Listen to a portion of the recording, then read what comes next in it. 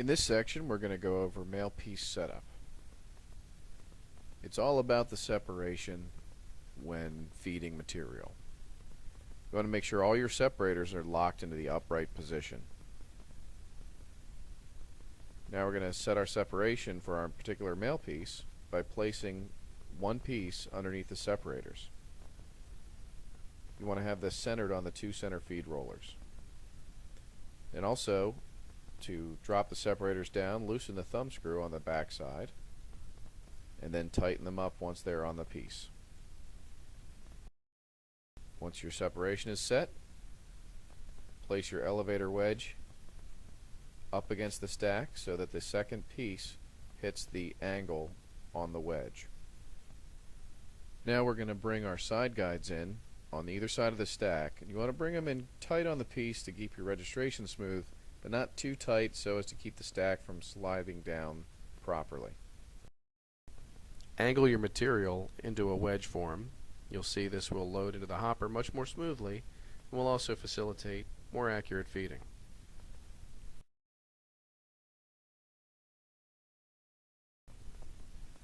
We're now ready to adjust our tab position. Make sure that the tab light is off and that your speed is turned all the way down. Then we're going to jog one piece into the paper path by turning the feed button on and off. This will allow us to position our tabs horizontally. To do this, slide the tab applicators into position manually. Once that's complete, make sure you line up your take-up spools with the tab applicators. Now to set the vertical tab position, we're going to start again with the tab off, and then we're going to activate the feeder and turn the speed up to the speed at which you're most comfortable running this particular piece. Once you establish that speed, turn the feeder off and we're ready to start applying our tabs. So let's push the tab button. You'll notice it'll light up. That means that we're active and ready to tab. You also want to check to make sure that the paper sensor is all the way in the forward position. Do this by rotating the thumb screw clockwise. Now let's hit the feed button and run a few pieces at our speed. We're going to check our position now, and it looks pretty good, but basically we're going to want to move the tab backwards on the piece so more tab is showing on the top side. In order to do that, we're going to rotate the paper sensor thumb screw counterclockwise.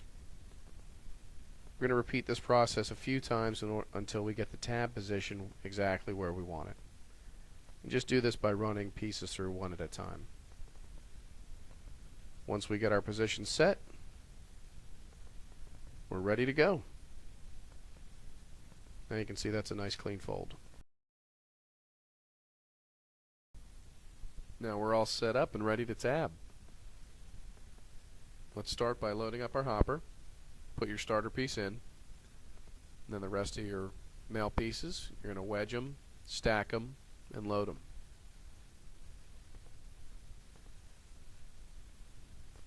Put your tab light on. Speed's already set.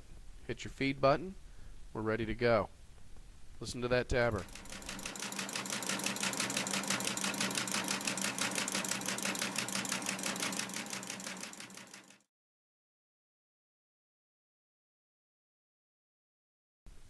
Now the T350 can also be set up to single tab. Let's take a look at that configuration.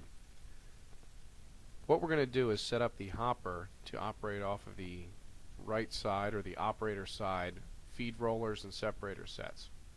We're going to take the elevation guide and move it over a couple of slots so it's centered on that feed set. Take your thumb screws, tighten it in, and you're ready to go. Setting your separation is the same, and as well as your threading of your tab. The only difference for this configuration is you're only going to use the one tab reel and setup that's on the operator side of the machine near the control panel.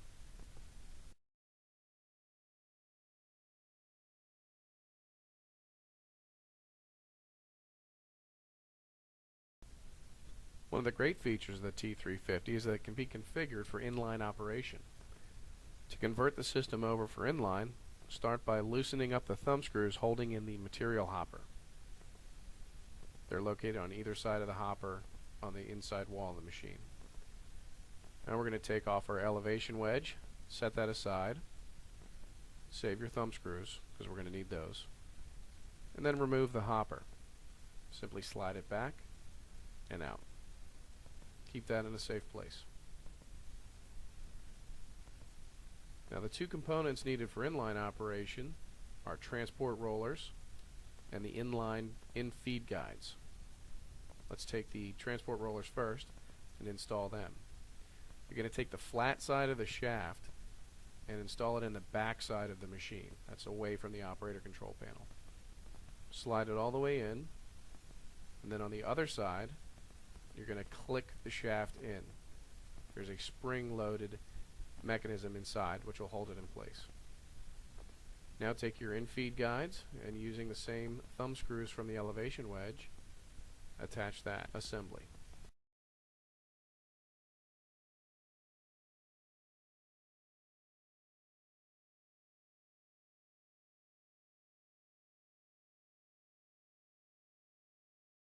Part of the inline setup of the T350 is that it has a built-in timed run out for the transport. What this does is it will stop the feeder and then run the transport for a few seconds afterwards to make sure any pieces that are still in the transport get tabbed and exited. In order to activate this function, a jumper setting has to be changed inside the tabber. This is a moderately technical exercise, but not too difficult. Identify jumper J7 on the main board, remove that jumper, and keep it in a safe place.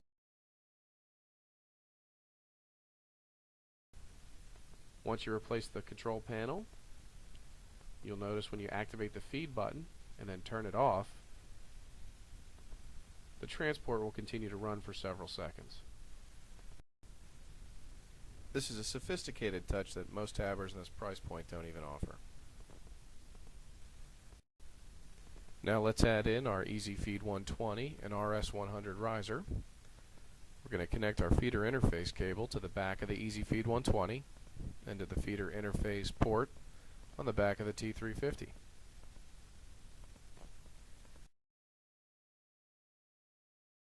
Now we can load up our heavier duty feeder with our material and run some pieces through. You'll see that when we hit the feed button on the tabber, it'll activate the feeder, nice and smoothly integrated. Running at high speed in line with our EasyFeed 120 and our TB390 conveyor. And again, to stop it, we just hit the feed button. Feeder stops, transport runs out, and we're done. Thank you for your time. Enjoy your T350.